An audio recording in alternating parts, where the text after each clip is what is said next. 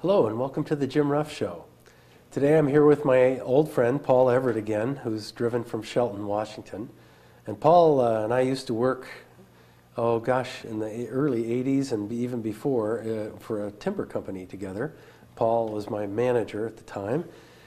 And he's now a lean systems consultant. And he's going to interview me today on the topic of choice creating, which is, to me, the quality, a certain quality of thinking that I'm trying to help people realize is a crucial distinction that we need to make in our society. So welcome, Paul. Thank you, Jim. I'm happy to be here again. We'll hope that the audience is happy at the end. I think it would be useful to put into context where choice creating arises out of your idea about dynamic facilitation. So maybe you would just speak a couple of minutes about how you came up with dynamic facilitation itself, which is a breakthrough method for helping groups reach, use the word again, breakthroughs. Yeah. Helping groups use breakthroughs. And inside of that is a series of choices that people have to make. So maybe you could speak about that a little bit. Well, I developed a process of facilitating meetings where people address difficult issues that they think are impossible to solve, really. And they think creatively. It's not traditional creative thinking like brainstorming. Mm-hmm. It's not like where you get a lot of ideas off the top of your head. It's where you're creative and sort of walking around the issue and trying to think with your heart really more. Mm-hmm. And out of that process of thinking, breakthroughs happen. People change their mind. They grow and they like the people that they're talking to, and lots of good things happen. They shift and new ideas come up. So I was facilitating people, and they were having positive results. They were having breakthroughs on things that seemed impossible to solve. At the beginning, they felt they were impossible to solve. At the beginning, they felt they were impossible, and then they look back and they realize, oh, that was obvious. Why didn't we think of that before? And so I began to realize that this way of facilitating works. And over time now, I realized that this quality of facilitating that I call dynamic facilitation, mm-hmm. it actually elicits a different kind of thinking that we normally think of. Like, mm-hmm. It's not quite dialogue, it's not quite problem solving, mm-hmm. it's not quite creative problem solving. But it does result in outcomes. But it results in outcomes. Shifts. So, decisions, actions, committed people, right. Results. So I began to realize over time that this quality of thinking is something that needs to be distinguished. And that's kind of what we're here to do, is try and make this distinction a little bit more solid. Well, I hope we can do that, because it's difficult. I think maybe it would also help if you could reflect back a moment on one or two examples of, here we are stuck in the impossible space, and then we go through this process, and now here we are in I would say a more understanding space, and perhaps even a solution space at the end of that. Could you give like an example of something that really happened? Yeah, well, in the mill that we were involved in, how it occurred to me a lot was that people would walk in the room and they would have a problem, and the problem would be, I hate the manager, or the foreman, or the knuckle boom operator. Yes, whatever. And you know, we need to fire him. Or we had a pay cut 4 years ago, we needed to get the pay cut back. Mm-hmm. Okay, well, there's your impossible to solve problem. And as soon as people start talking, or when you get people talking in a certain zone of creativity, eventually they kind of say, well, that isn't really the problem. Mm-hmm. It's not really, I mean, yeah, it really bothers me that I got a pay cut, but the real thing is the way they did it, and the disrespect that I'm in here. Mm-hmm. And still feeling. And still feeling, and I'm still feeling resentful. So, and all of a sudden the nature of the problem would change, and doors would open. People would start to say, well, how do we really start, how could we change the nature of this place? How could we make it a high trust environment? And so the problem actually got bigger. It used to be just kind of get rid of this foreman. Now it's we need to change the nature of the whole mill. How we work together. And how we work together. But what happens is that people feel more empowered and feel like it's something they can really do and achieve. So that's how it happens. And so the breakthrough isn't so much, here's the problem, did we get the pay cut back? No, it's the problem has shifted, and now we're in a whole different zone, and if we fix this problem, we won't have these sudden pay cuts, and we'll all be part of something together, and we'll all be working on something in a place that we like to be, and it would affect my whole life and my family life and everything else. So you're talking about a really big psychological shift. Yes, yes. Actually a shift of the heart. Yes, well sometimes it's a new idea where you go, oh, we can solve that, and here's a new idea. Other times it's a new sense of the problem. Oh, the problem has completely changed. Sometimes it's a new me, where I used to hate that person and now I really like them. Or I at least respect them. I at least respect them, yeah. So, and sometimes it's a changing of the situation. Like now we're working together and we realize that we've created this we that is all of us working together, and gosh, I thought the problem was we didn't have any trust, and now it seems like trust is all around. How did we solve that? I don't know. It really was the process of talking itself. So during this period of time, while you were developing that in the mill, because I remember it well, we were going through traumatic times ourselves. This was in 80, 81, when interest rates were 17% and the home building was in the pits, and less than 700,000 starts as against over 2 million today, you know, that sort of thing. So it was kind of born out of trauma. Some of it was. Right. Okay, now during this time, you sort of like, I don't know if discovery is the right word, okay, but we'll use it. You kind of discovered something that was internal to the process about how people made choices. And that choice creating is what we're about today. Is how is that different from decision making, say? Well, yeah. Or like you were saying earlier, dialogue or any of the other. Right. What makes choice creating such a breakthrough kind of process, so to speak? Well, it's really true that in our thinking process, like if you're going to go to a movie, or which movie shall we see, or something like that, you use decision making. So you and the root for the word decision is to cut away. It means D is away and cision is cut, like an incision or.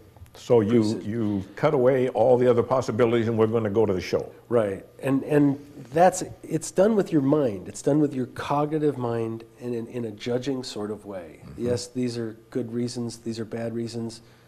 I'm going to choose this, and so the choice is different than a decision.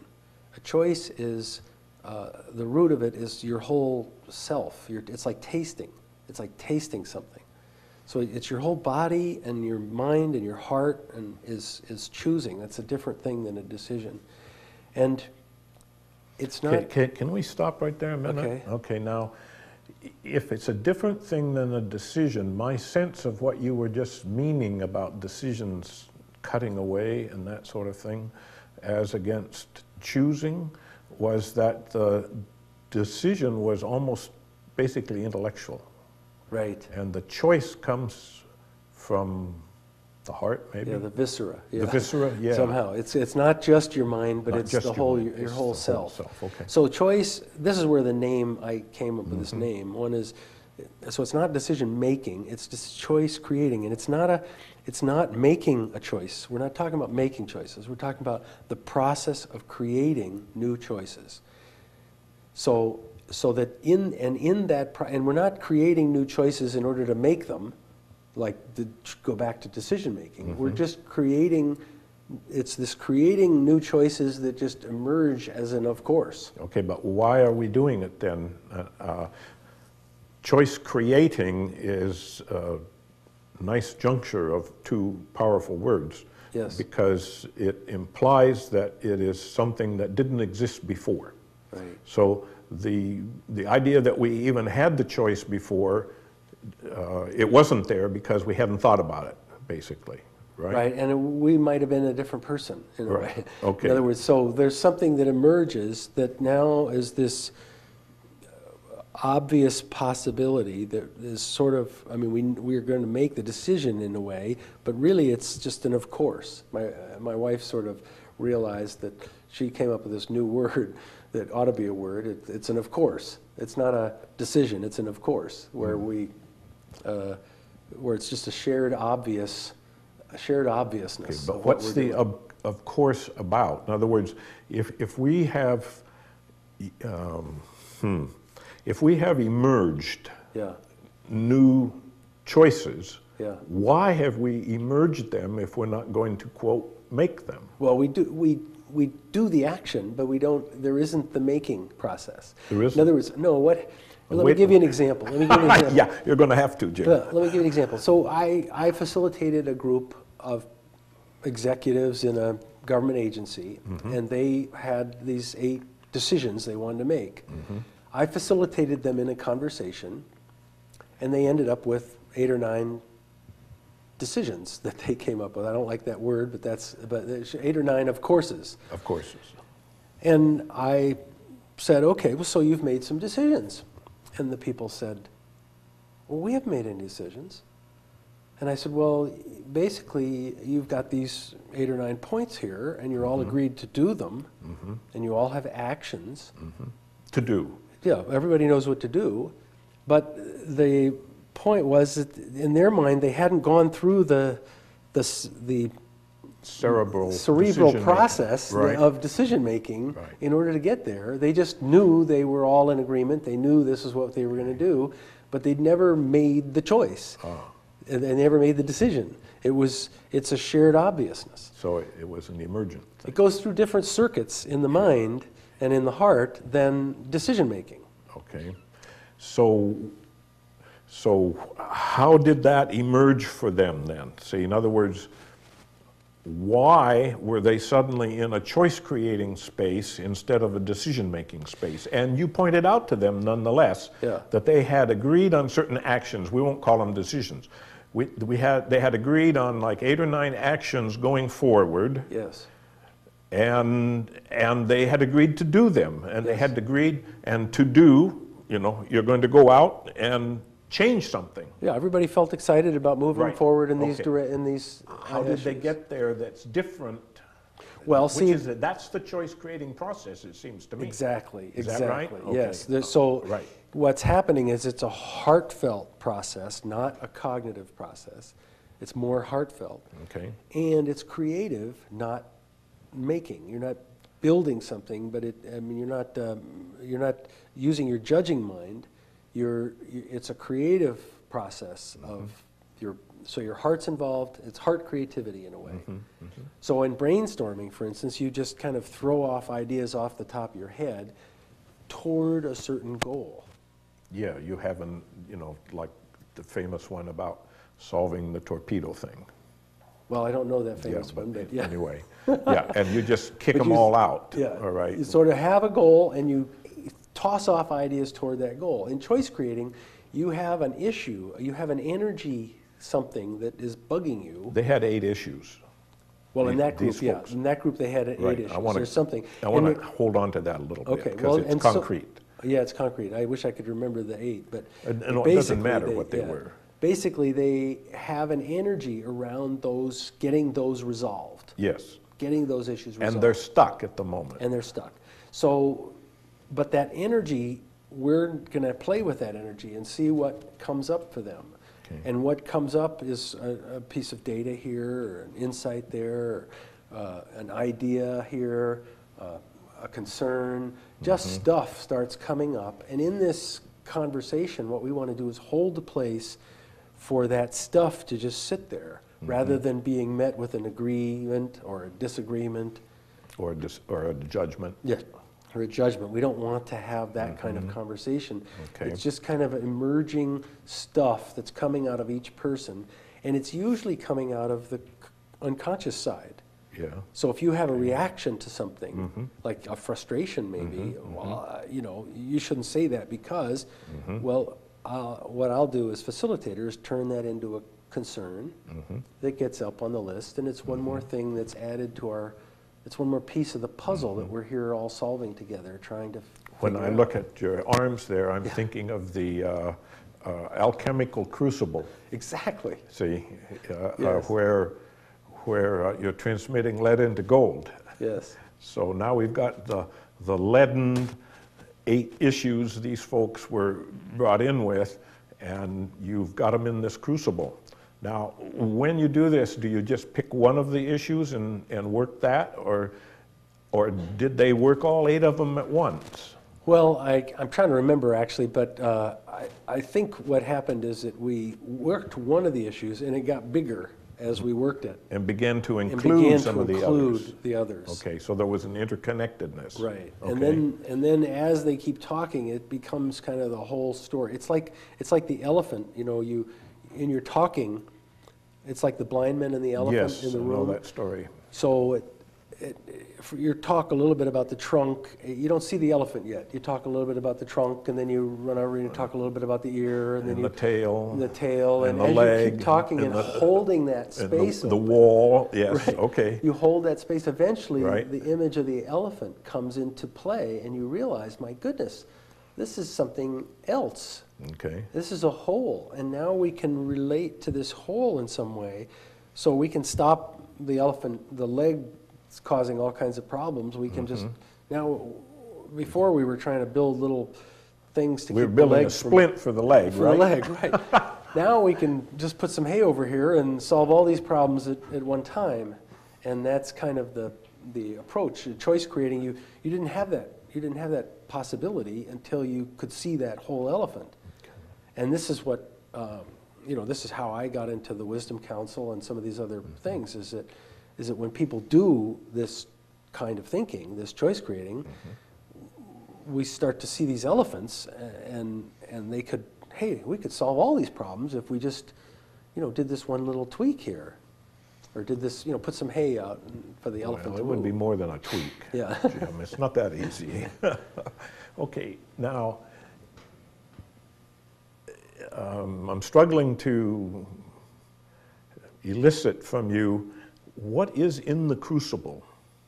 What's going on there anyway? In other words, you've got these issues, and now they're being, you chose one got dumped in there, the mix started to bubble up and that kind of stuff. But what's holding it? That's not the question I want. What is happening inside there for the people? The people, because if they, like you said, people shift. Okay, why are they shifting, or how are they shifting? What's happening there? Do you see, imagine? One of the things, our normal thinking processes, in my opinion, Isaac Newton and Descartes, and the whole. They're linear, cause and effect, yada yada. Right. They're not. And the whole scientific method, if you will, is me being an observer, and I observe this something going on, and I don't affect it when I do this observing. So that's the way decision making works. For instance, there's this decision. It's over here. I'm over here, and I'm making this decision. When we do choice creating, there isn't that separation. I'm in it, and it's just stuff coming up, and I have this energy that I want to resolve. I want to fix this problem. I want this, and the energy changes shape and moves and shifts, and ideas come, or concerns come, or frustrations come, or whatever. And what I do is just hold that. As the facilitator. Well, even if I'm just doing it in myself, it's what happens. Okay. But yes, as facilitator, I help a group do that. But even in myself, rather than to keep that just distance to actually allow the process to unfold with me in it. And change you. And change me. And that's right, the process changes me. So I don't get to stay separate. Yeah. Okay, then if this choice creating does that, where in our, besides, I mean, you would have to be like well-trained, well-educated in this kind of a thing for it to be done with you alone. I mean, yeah, well, because you've thought it up. Right. So where I'm going with this is, all right, where would we use this in the body politic to help us formulate, I would say, higher level choices, or I guess you could call them different choices, but at least to me, it's the sense of what you're saying is on one conversation like a decision, the realm of choice is fairly flat or constricted. But in the choice creating, it gets opened up, and all of the disparate and sometimes knocking together pieces get held there. Right. Yeah, okay, so where would we do this? See, I made it sound, I mean, it isn't just something I can do, it's something that happens naturally in a crisis oftentimes, for instance. When there's a crisis, there's this opportunity for real change. And a lot of people, I think, are waiting for a crisis to happen so that the world will pull together and all be as one and work together. And this kind of thing happened when the airplanes hit the Twin Towers and the Pentagon. You know, there was this moment when we all kind of realized, hey, this is us. Is this the kind of future we want? Let's pull together in the world. And I think leadership is the ability to seize that moment and help people stay in that choice-creating moment, rather than to pull out and do the us versus them kind of thing that I think happened in this case. Yeah, it did. So in a crisis, it presents this opportunity of change that we don't have until there is a crisis. You know, Wait a minute, what? Well, back up. In other words, if things get so bad, Yes. then there's a crisis, then people drop their denial and they look at the situation as it's really happening, and they begin to say, okay, well, all the known solutions that we've got there aren't going to work. We have to get creative here, and we have to get creative together. So this process of choice creating then can emerge. Now, sometimes in a crisis it doesn't, but there's a possibility of rising to the occasion and thinking at our best. And I think people do this artificially a lot. They'll wait, you know, when you have a term paper due, you'll wait till the last minute, and then all of a sudden, you say, okay, well, now I've left myself with this awful mess. And My back's against the wall. Back's against the wall, and you have to kind of think creatively and focus and pull things together, and you think at your best, because you've sort of structured things that way. But you did it sort of artificially by waiting. And people, I think, know about this zone of choice creating, and they want to encourage that, and so they look to, I think that's why we play sports, for instance, is to gather that kind of competitive edge, and then all of a sudden we find ourselves thinking and behaving and performing at an exceptionally high level that we couldn't have achieved just without the crisis. Well, in this process of dynamic facilitation, that's what we do, is we face those impossible to solve problems, and we just work them, and we use that energy in a positive, creative way. So now, how would we use that here in the community of Port Townsend, for instance? Well, see, this is where you're taking me to the Wisdom Council. The Wisdom Council is a process to dynamically facilitate a whole community into this conversation. And see, now this gets to... And they're doing the choice creating inside of that. Well, yeah, the Wisdom Council is about a small group of people who are randomly selected, Right. who are dynamically facilitated to be in this choice-creating space. Now, one of the features of this that we've discovered is that this quality of choice creating is resonant.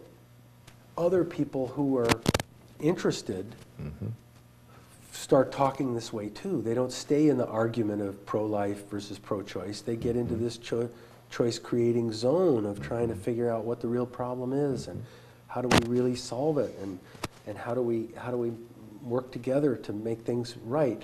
Now, see, what people don't realize is that our system is not structured for choice creating. It's structured for an argument, basically, or decision making, but at the best, kind of reasoned debate is the hope. But what you get, of course, is this kind of bitter partisan argument a lot. Well, that isn't because people are bad or because they're that way. It's because we've structured that into our situation. And what we need to do is structure a choice-creating conversation. And let me say one more thing about that, Paul, that making this distinction between choice-creating and the other stuff that's out there, like dialogue and deliberation. I mean, people talk about deliberative democracy. Or conversation cafe. Or different kinds of thinking and talking. To have choice creating as a distinct form opens the door to all kinds of progress that we don't have open to us if we aren't making that distinction. And that's why I'm wanting to do this television show, or wanting to begin the conversation about what this choice creating is. We should do it here in Port Townsend. You mean do a wisdom council? Yeah, do a wisdom council. Well, I mean, I would like to. I don't. It'd be nice to do it somewhere. So, and that's what our plan is. But I think we've used up actually our time. Oh, of course, it always just flashes by. So, thank you very much, Paul, for coming. You're welcome. I really enjoyed being here again. And very much. You really helped me flesh out this topic. Good. That's good.